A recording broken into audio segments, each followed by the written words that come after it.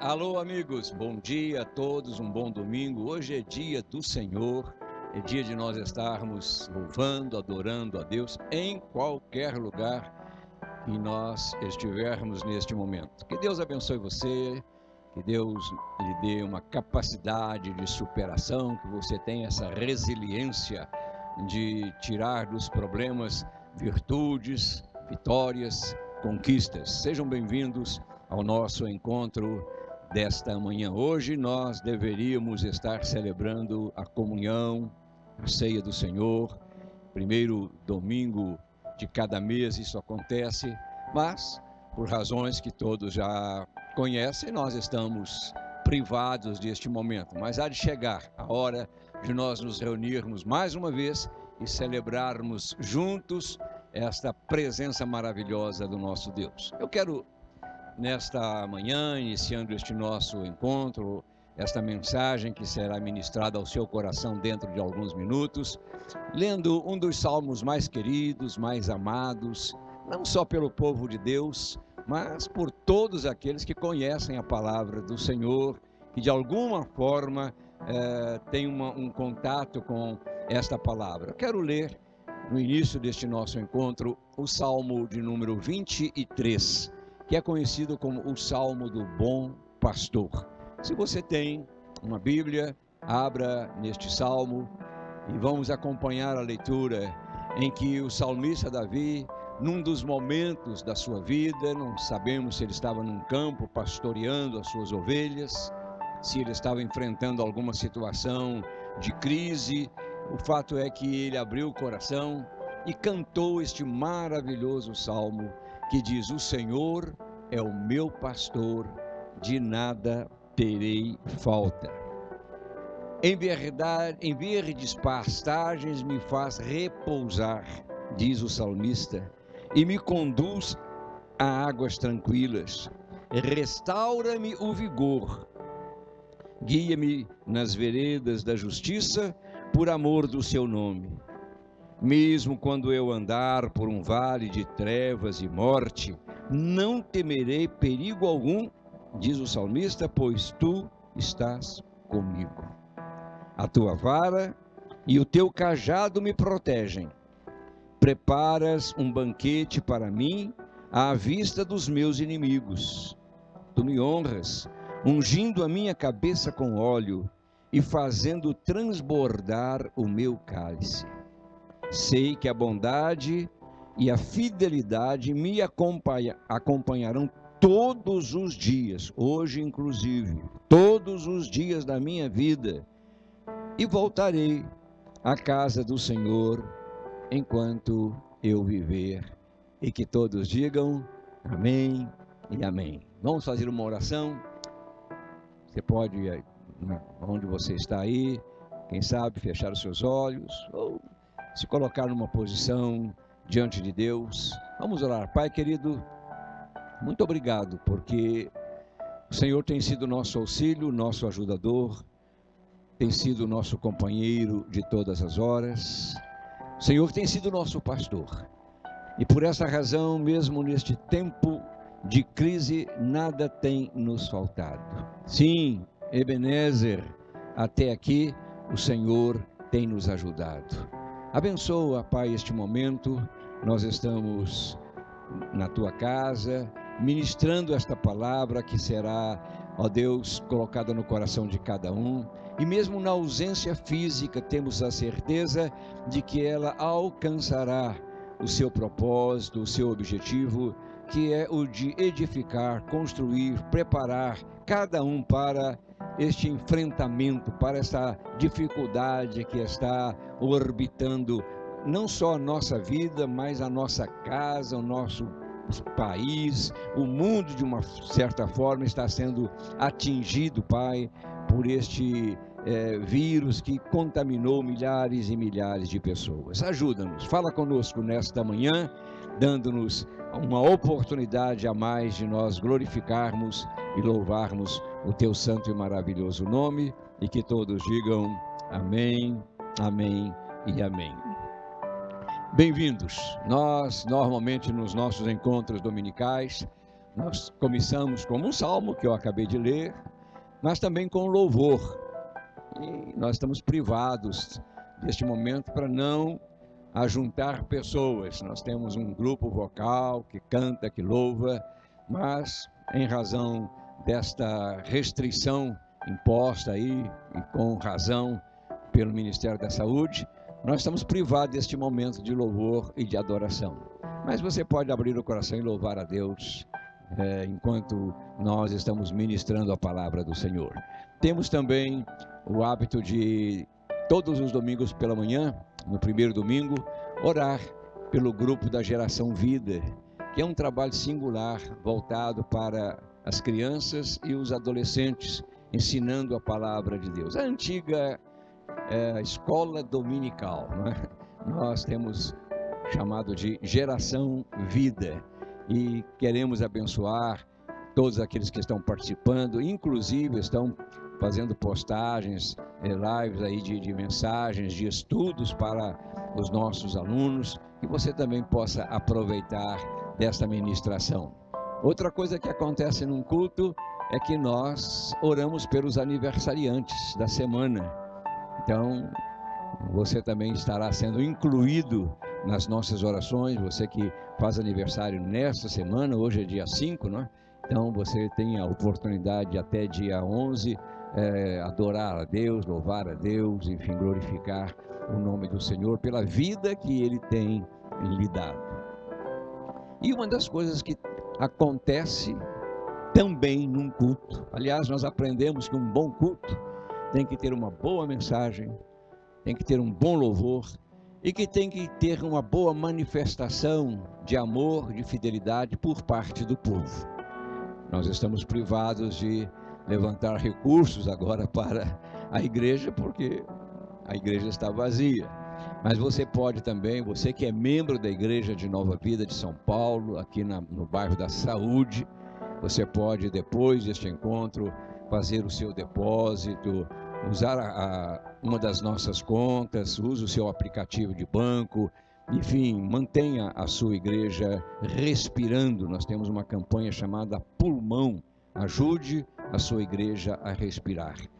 Estava falando há pouco com uma pastora, que é esposa de pastor lá no Rio de Janeiro, pastor Carlos, ele foi acometido pela coronavírus, está internado, e ela estava me contando que o maior drama dele é estar na enfermaria, né, e vendo aquelas pessoas tentando encontrar ar e não conseguem, começa a gritar, eu vou morrer, eu vou morrer.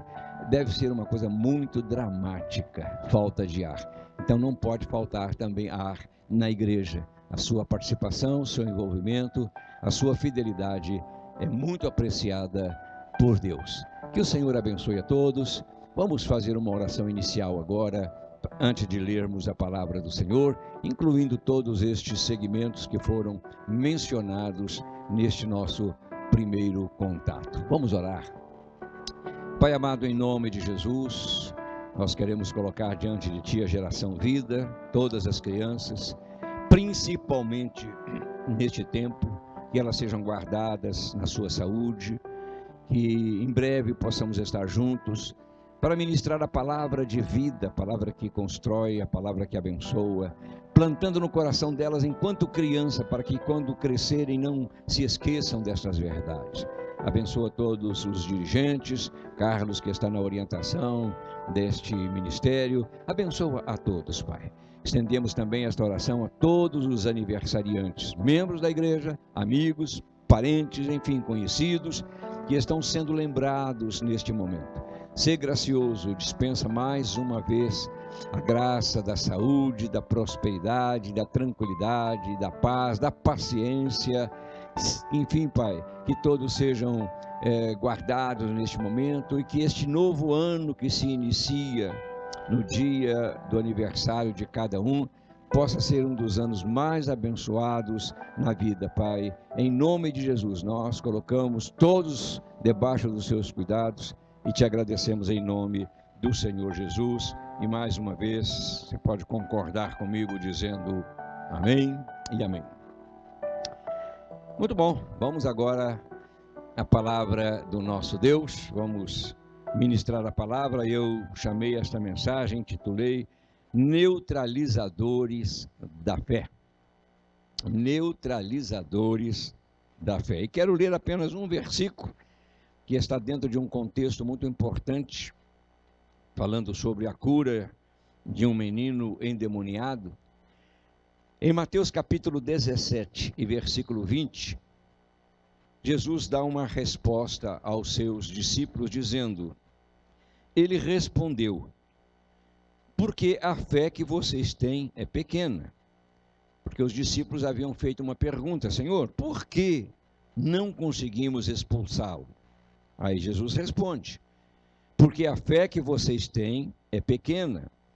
Eu lhes asseguro que se vocês tiverem fé do tamanho de um grão de mostarda, poderão dizer a este monte: vá daqui para lá, e ele irá. Nada lhe será impossível, nos diz a palavra de Deus. Nada nos será impossível, nem para mim, nem para você, nem para aqueles que ouviram esta recomendação de Jesus naquele tempo. Que Deus abençoe este momento, que Deus abençoe esta reflexão, em nome do Senhor. Queridos, dentre, eu diria, as muitas tarefas espirituais, os nossos compromissos espirituais que todos nós temos, enfrentamos no nosso dia a dia, há um cuidado muito especial, porque a gente trabalha com as mãos, trabalha com a cabeça, mas nós trabalhamos também com as palavras. Então eu quero dar uma ênfase um pouquinho a respeito do cuidado que a gente tem que ter, né, dentre estas muitas tarefas, naquilo que a gente fala, naquilo que a gente transmite, naquilo que a gente comunica. Imagine uma história bíblica com este profeta. Imagine o profeta Ezequiel diante de um amontoado de ossos secos. Isso está registrado lá em Ezequiel 37. E tendo que dirigir-se a esses ossos, ordenando que eles voltassem a ser um corpo. Imagine você, diante de um amontoado de ossos, ter que falar, ter que se expressar, ter que se dirigir aos ossos, ordenando que estes ossos revivam. Imagine. Hoje é fácil para nós entendermos e até interpretarmos este texto, mas para o profeta não foi algo comum, não foi algo agradável, não foi algo lúdico, não. Ele estava diante de um grande desafio, uma situação muito complicada. E eu penso que da mesma forma, né, estar diante de um mar como o povo esteve, juntamente com Moisés, e ter que avançar, não é um desafio qualquer. Imagina o temor, a angústia, o mar na frente, exércitos atrás, enfim, o que fazer? Da mesma forma, falar a um monte que cobre a nossa visão, que bloqueia, né, o nosso sonho, que atrapalha os nossos desejos. Imagine, falar a um monte que cobre a nossa visão, pedindo que ele se afaste, que saia do seu lugar, pode parecer algo até mesmo ilógico, inconsistente, para não dizer uma loucura. Ora, na época de Jesus, interessante, todo rabino que se destacava em inteligência, em sabedoria, ele era chamado de removedor de montanhas. Interessante, né? Todo rabino que era versado nas Escrituras, que era capaz de interpretar fatos, era chamado de removedor de montanhas. Hoje, este grupo, essa casta, me parece que desapareceu do cenário espiritual. Por quê? Porque falar a um monte pode ser algo, sim, complicado, difícil e até mesmo fora, acima da nossa capacidade. Todo mundo concorda com isso. Todo mundo. Mas, preste atenção, há um outro desafio que é maior do que este, do que falar ao monte, do que desafiar um obstáculo, um vale de ossos. Há um desafio maior, que é o desafio de falar a nós mesmos. Na verdade, nós não gostamos muito de conversar conosco mesmo. Nós não gostamos. Não sei porquê, mas não gostamos. Não gostamos de contrariar o que a vontade muitas vezes nos impõe. Nós resistimos até em seguir o que o coração está pedindo para colocar a razão acima de tudo aquilo que está acontecendo. Somos racionais, sim, mas muitas vezes o coração fala não pela razão, mas pelo sentimento. E sabem por que isso acontece? Porque nós temos medo de fazer coisas que fogem ao natural. Nós temos medo. Nós lidamos e tratamos muito do natural, mas do sobrenatural a gente tem um certo receio, um certo cuidado de lidar com o sobrenatural. Não estamos, queridos, acostumados. Sim, nós não estamos acostumados a enfrentar os impossíveis da vida. Por que essa onda de eu não diria pavor, mas de temor, assim, de medo, de pânico, tem dominado o mundo? Sim, pessoas estão morrendo e não adianta querer fazer paralelos que uma outra enfermidade matou mais. Não adianta. As pessoas estão realmente, vamos dizer assim, apavoradas. Então, quando a gente lida com algo que está fora do nosso alcance de resolver, de tratar, de lidar, a situação fica complicada. Então a gente nós não temos hábito de enfrentar os impossíveis. Não acreditamos em nossa potencialidade. Eu já tenho pregado isso na igreja. Nós não acreditamos naquilo que nós somos, em nossa capacidade de ousar uma declaração de fé diante de um obstáculo, diante de uma crise, diante de uma doença. A gente ora, mas aquela oração, porque com certeza os discípulos oraram. Com certeza os discípulos pediram que aquele demônio saísse daquele jovem. E, no entanto, nada aconteceu. Jesus tentou explicar o motivo. Mas a verdade é que, mesmo tendo essa capacidade de falar, falta-nos algo mais. Nós precisamos acreditar que aquilo que Deus plantou no nosso coração é algo poderoso. Eu já disse e citei tempos atrás, aqui numa dessas reflexões, que nós somos, ele disse que fomos criados menores, um pouco menor do que os anjos. Você já imaginou? Anjos têm poder. Mirias, Jesus disse, eu posso chamar anjos para me defender agora. Anjos mataram, destruíram exércitos. Temos estas histórias bíblicas que nos contam. Então é muito importante que você olhe para você e diga, não, há poder na minha vida. Há uma graça de Deus, há uma presença de Deus.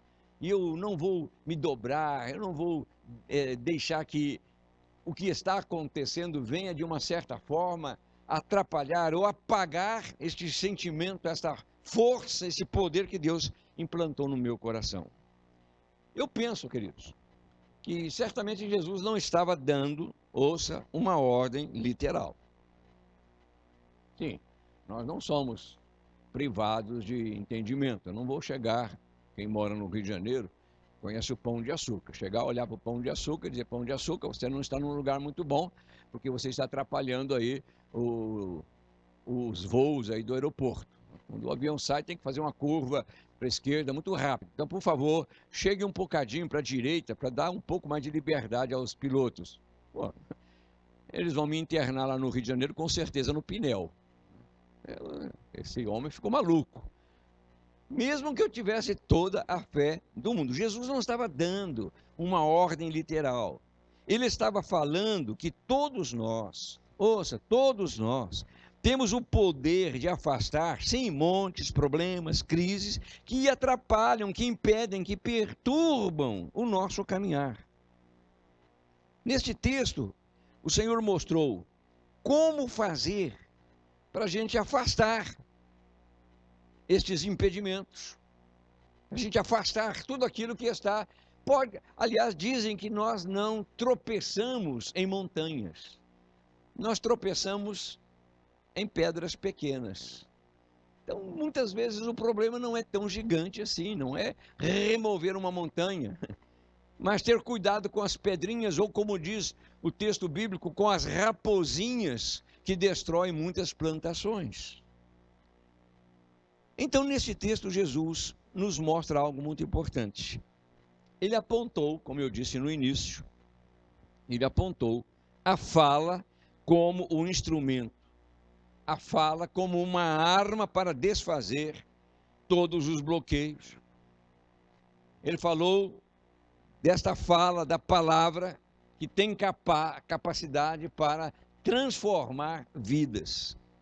Mas a pergunta que surge é por que Jesus condenou a fé dos seus discípulos? Por quê? Eu penso que ele fez essa advertência mais devido, eu não diria ao silêncio, mas a falta de uma ousadia. Faltou um elemento ali, porque eles com certeza falaram ao demônio. Mas algo faltou. Eles deveriam ter força, poder, a autoridade que já havia sido dada a cada um deles para confrontar as forças do mal. Então é importante lembrar que os discípulos, momentos antes, né, neste momento de fracasso, de expulsão do demônio, eles estavam numa situação complicada, porque eles não estavam sintonizados, eles estavam discutindo, estavam falando de outras coisas, né? E até eles mesmos ficaram surpresos por não terem condições de atender a uma demanda daquela dimensão. Versículo 19, que diz assim: então os discípulos aproximaram-se de Jesus em particular e perguntaram por que não conseguimos expulsá-lo. Com certeza eles fizeram um esforço, eles devem ter lutado, e Jesus responde dessa maneira tão precisa: porque a fé que vocês têm é pequena. Eu tenho que dizer mais uma vez, o que você talvez já saiba. Jesus não estava mensurando a fé, não estava pesando o tamanho daquela fé, não estava medindo o tamanho daquela fé, não estava falando de quantidade de fé, estava falando de qualidade de fé. Falava de um exercício de fé. Veja o que ele diz em seguida, nesse texto que nós lemos: vocês poderão dizer, poderão falar a este monte. Ele disse aos discípulos, né, que faltou-lhes a palavra, não como palavra em si, mas a palavra de autoridade, a expressão de uma fé verdadeira. Nós já estudamos o texto aqui na igreja, de Hebreus capítulo 11, aliás, foi uma série de mensagens de cada versículo de Hebreus 11. E se você for ler este texto, você vai observar que cada versículo começa com a expressão pela fé, pela fé, pela fé. Mas essa expressão não é uma expressão mágica, não. Por detrás dela, precisa haver uma vida de entrega, de submissão, de coragem, de despojamento, de credibilidade. Talvez por isso muitos dos montes que se erguem à nossa frente não são afastados. Porque ao invés de nós removê-los, parece que nós estamos fortificando mais e mais estes montes.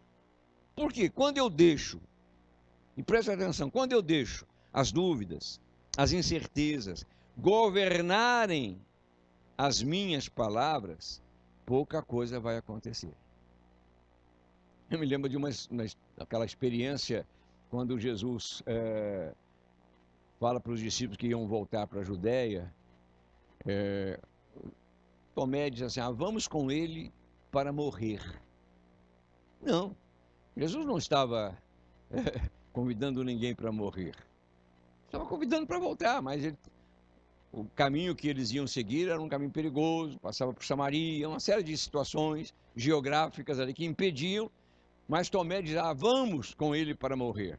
Muitas vezes nós jogamos para dentro do coração muitas palavras negativas, palavras de dúvidas, né? Por isso nós precisamos cuidar dos nossos pensamentos, que são as expressões das nossas palavras.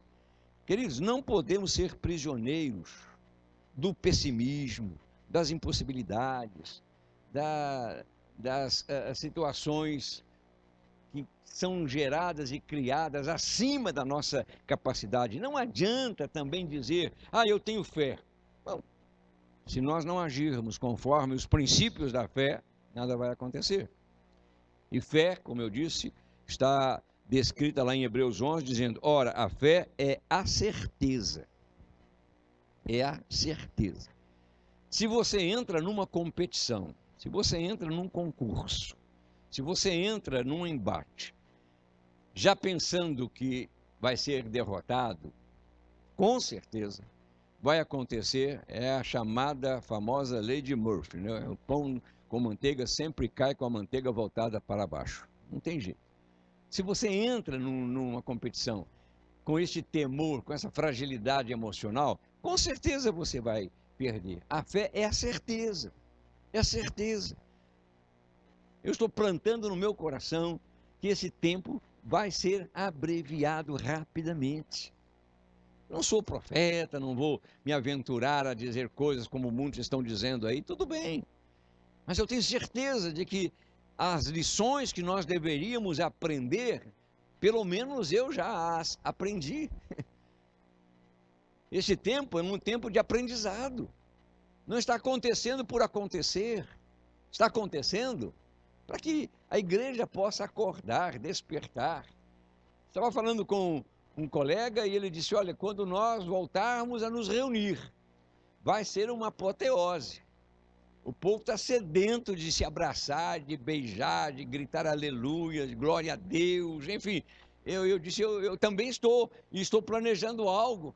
Praza aos céus que aconteça, que nós possamos estar juntos na Páscoa, que já é domingo que vem. Aqui na cidade de São Paulo, a quarentena termina dia 7.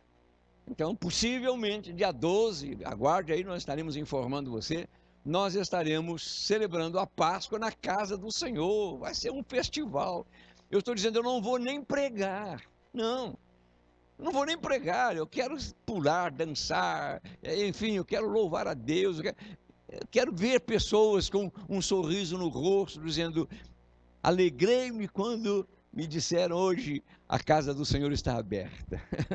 Então, é isso que nós precisamos ter certeza. A certeza, diz o texto aqui, daquilo que nós esperamos.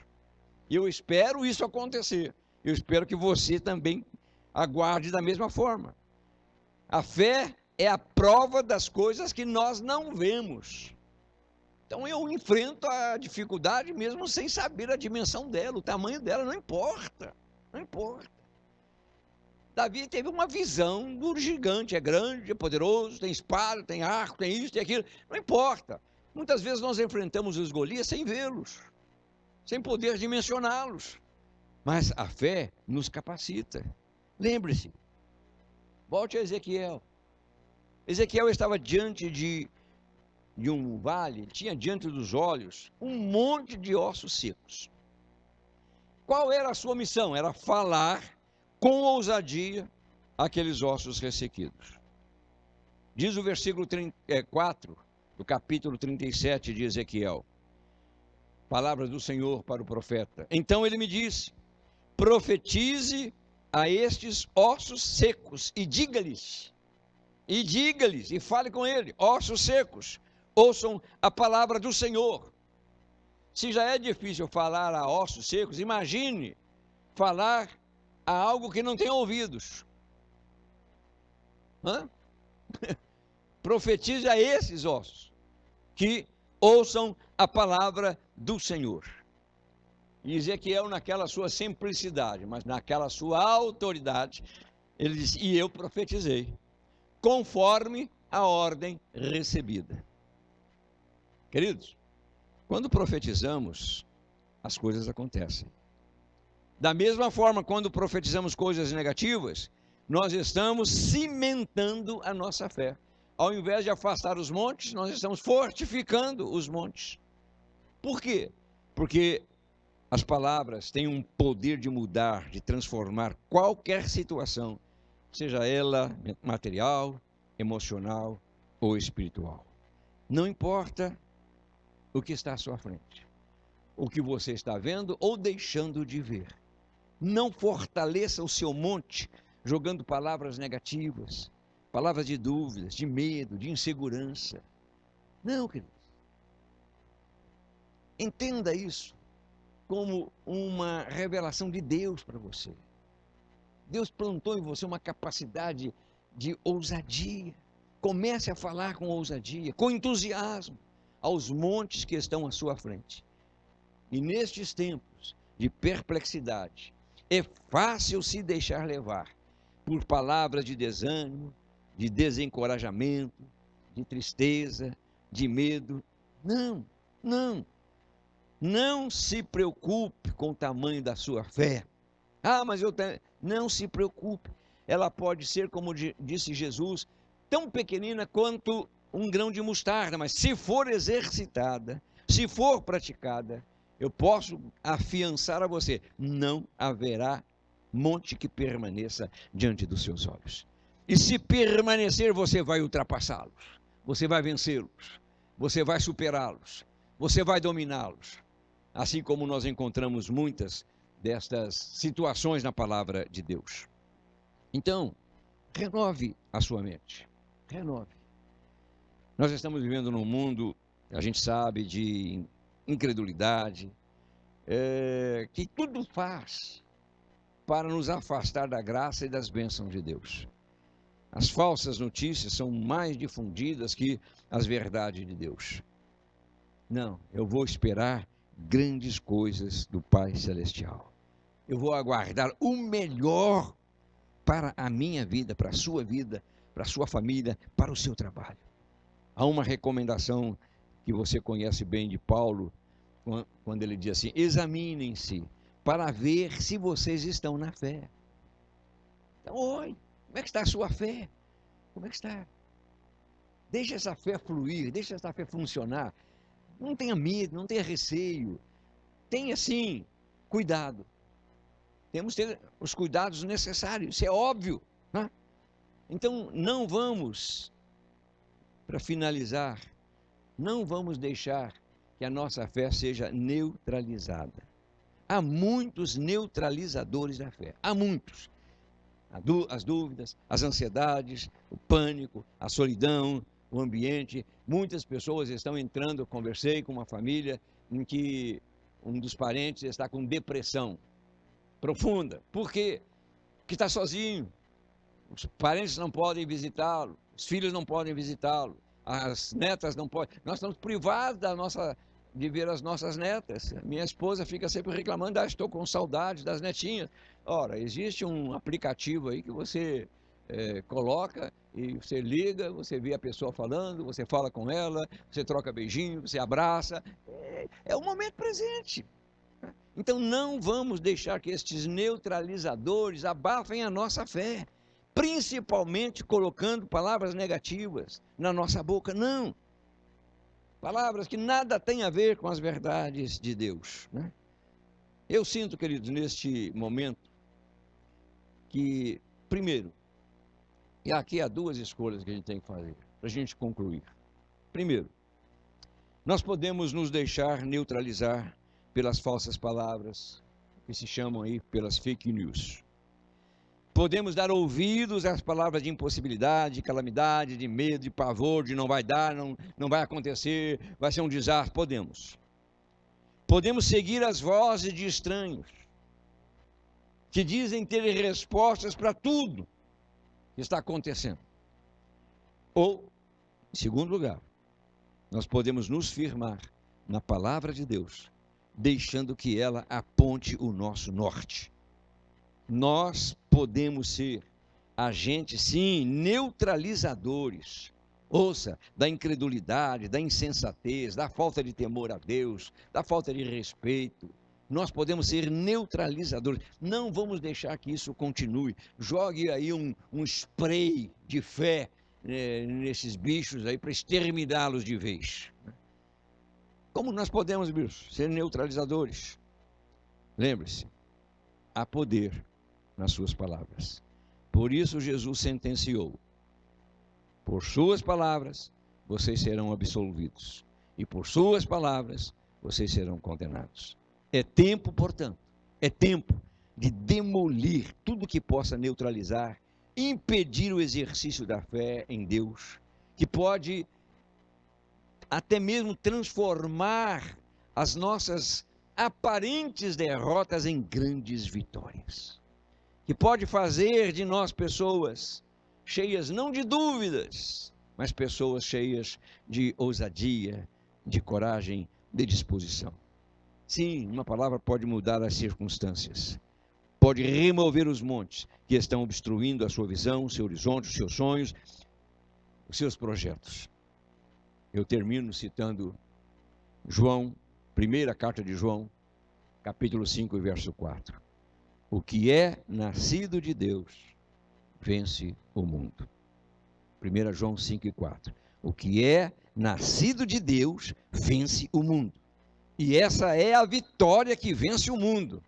A nossa fé, a minha e a sua fé, em nome de Jesus. Amém, amém e amém.